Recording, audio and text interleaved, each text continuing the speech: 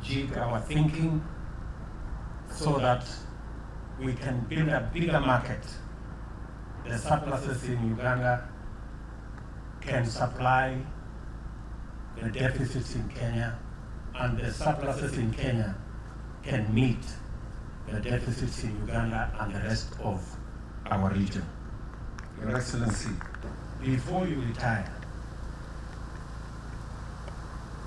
and if possible in the next 2-3 years, we want to see the coming into fruition of the East African Federation. I think that is a debt you owe to us as East Africans. And we are here as leaders, as citizens of this East African Federation to support you and your colleagues, heads of state from this region, so that we can eliminate the barriers that unnecessarily impede trade, investment, movement of labor, and people working together. And if you had any doubt, Your Excellency, as to whether that is the right direction, you yourself have said that we need a center of gravity, reading your own literature. And you need not look further. You will be the one to work on that center of gravity, and it will be in this East Africa for us to consolidate the nations of our continent and bring to be the Africa Continental Free Trade Area, so that people in this continent can trade better, we can do business better, we can connect even better. Your Excellency, it's a great pleasure always to be in this great country, and thank you very much for giving me an opportunity to share with you the moments, the great moments of the launch of this first ever world-class facility here in Uganda. And I want to thank Matthews for offering to your sisters and brothers in Kenya that they will be beneficiaries in equal measure as the brothers and sisters here in Uganda. Brotherhood of the East African nations, which I know, Your Excellency, you're very passionate about, and you're a great champion. This investment, Your Excellency, is significant. Significant in 3 fundamental ways from where I sit. Number 1, Matthews Magola, who is the brain behind this great multi-billion investment, is an East African, and he is a Ugandan. Ordinarily, Your Excellency, investments of this magnitude have white faces. Ordinarily, it is people from Europe and America who engage in these investments. I want to say congratulations to Matthews. We are very proud of you as East Africans, that the language you are speaking of billions of dollars, we are domesticating it in our continent.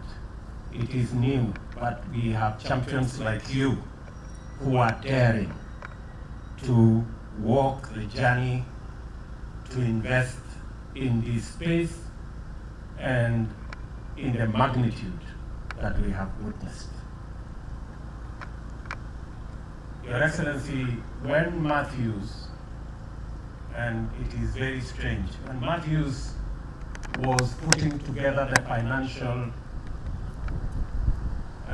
package and the syndicate that would help finance this facility, He walked into my office in Nairobi like any other ordinary East African. And Equity Bank, I am not only a customer of Equity Bank, but they have assisted many of us in the little investments we have made. History again is being made in our continent that a huge investment like this ordinarily would be funded or financed by the World Bank or IMF or IFC and other major financial institutions. But we are very proud that our own East African institution, the Equity Bank, led the way in assembling the financials for this facility. It's yet another milestone. And at a personal level, Your Excellency, Matthews Magola is a scientist like me. So, although he's more successful and more intelligent than me, but let me just associate myself as a scientist to this great success that he has achieved. Like you, Your Excellency, you would have been a very good lawyer, but you were impatient with mediocrity, and you decided to go and do other things and lead a revolution and provide leadership. I was equally impatient with being a scientist, so I decided to follow in your footsteps and go to politics and try and sort out mediocrity also in Kenya.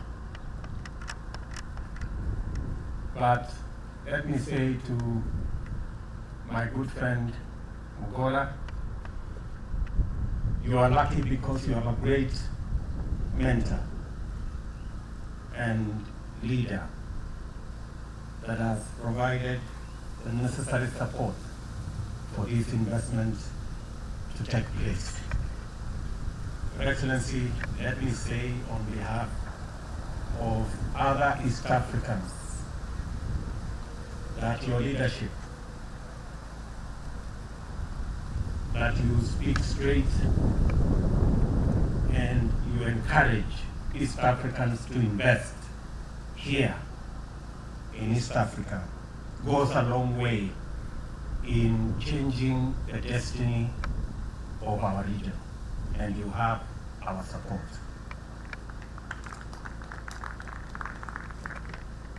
Africa was the continent of conflict and war and disease by the description of others. But we are describing Africa anew, that it is the continent of opportunity. It is the continent with the highest return on investment. It is the continent with the youngest population. It is the continent that has 65% of the remaining arable land to be able to feed this globe. So Africa is the continent of opportunity. And having said that, it is very reassuring that citizens of this continent, specifically East Africans like Matthew, are turning our challenges into opportunity. That Africa will now be the place we will be producing through the M&A technology. We will be producing medicine and drugs that will not only deal with our challenge of health in our continent, but also, hearing from Matthew, we will also supply the rest of the globe. It is indeed a very gratifying moment that Africa can be no longer the solution, no longer the source of problems, but the source of solutions for not just African issues, but global issues as well. Now the business community. I'm so glad Your Excellency Deputy President of the Republic of Kenya. Also, I'm glad you for having